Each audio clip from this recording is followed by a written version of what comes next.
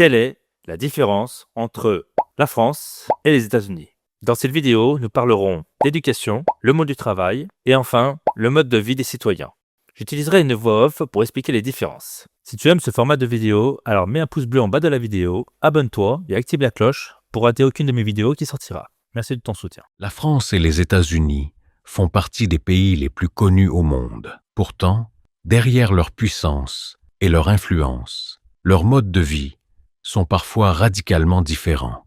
Les élèves passent-ils plus de temps à l'école, en France, ou aux États-Unis? Où travaille-t-on le plus? Comment vivent les citoyens au quotidien? Et quelles sont les habitudes qui surprennent le plus lorsqu'on compare ces deux nations? Aujourd'hui, nous allons plonger au cœur de ces différences et découvrir comment deux grandes puissances occidentales ont développé des visions parfois opposées de l'éducation, du travail et de la vie de tous les jours. Certaines comparaisons risquent bien de vous surprendre. Alors installez-vous confortablement et découvrons ensemble le match. France contre États-Unis.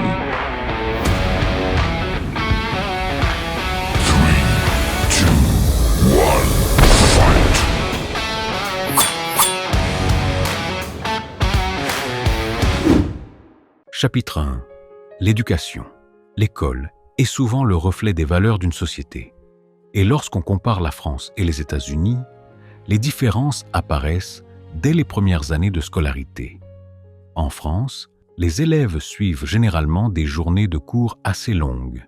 Les horaires varient selon les établissements, mais une journée typique commence vers 8 heures et se termine entre 16 heures et 17 heures. Les élèves disposent également d'une pause déjeuner relativement longue, souvent comprise entre 1 heure et 2 heures. Aux États-Unis, les journées commencent souvent plus tôt, parfois dès 7h30. En revanche, les cours se terminent généralement entre 14h30 et 15h30.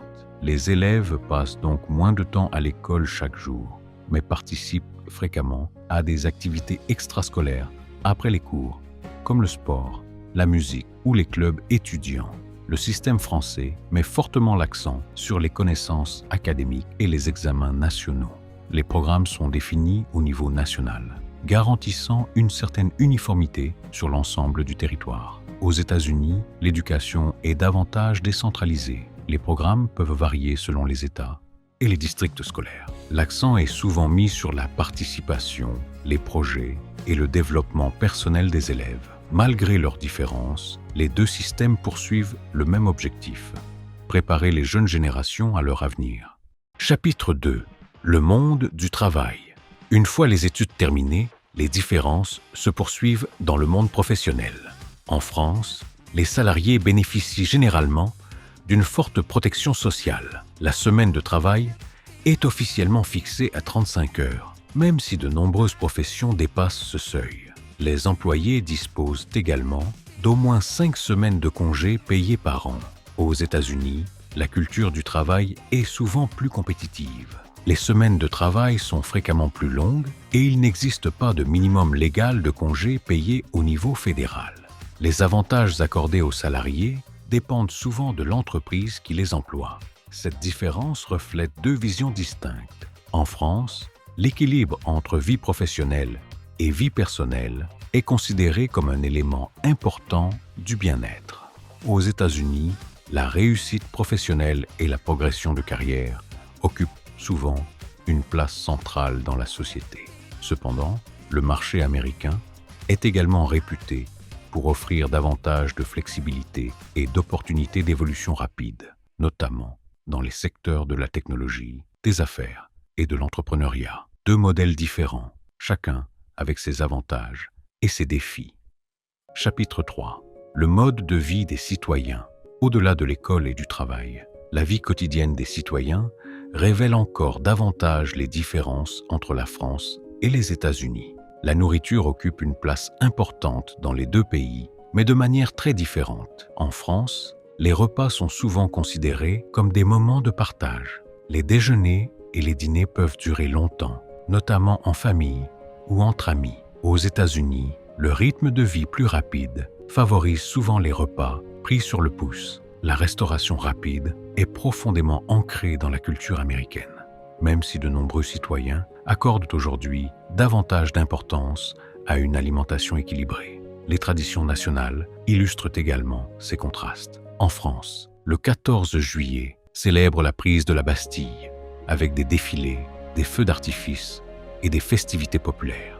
Aux États-Unis, le 4 juillet commémore l'indépendance du pays. Les familles se réunissent pour des barbecues, des spectacles et d'impressionnants feux d'artifice.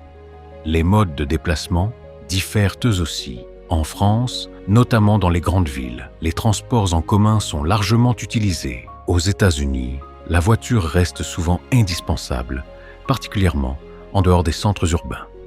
Enfin, les logements américains sont généralement plus spacieux, tandis que les habitations françaises sont souvent plus compactes, surtout dans les grandes métropoles. Au final, ni la France, ni les États-Unis ne sont meilleurs l'un que l'autre. Ils représentent simplement deux visions différentes de la vie, façonnées par leur histoire, leur culture et leurs priorités. Et vous, dans quel pays aimeriez-vous vivre? Conclusion. Après avoir comparé l'éducation, le monde du travail et le mode de vie, une chose apparaît clairement. La France et les États-Unis ont choisi des chemins différents pour organiser leur société. La France met davantage l'accent sur l'équilibre entre vie professionnelle et vie personnelle, la protection sociale et certaines traditions profondément ancrées dans son histoire. Les États-Unis, quant à eux, valorisent souvent l'initiative individuelle, la mobilité professionnelle et les opportunités offertes par un immense marché économique. Aucun de ces modèles n'est parfait. Chacun possède ses forces et ses faiblesses. Et ce qui peut sembler être un avantage pour certains peut être perçu comme un inconvénient pour d'autres. Mais c'est précisément ce qui rend la comparaison si fascinante. Découvrir comment des millions de personnes vivent, étudient, travaillent et célèbrent leur culture de façon parfois totalement différente. Et maintenant, c'est à vous de donner votre avis.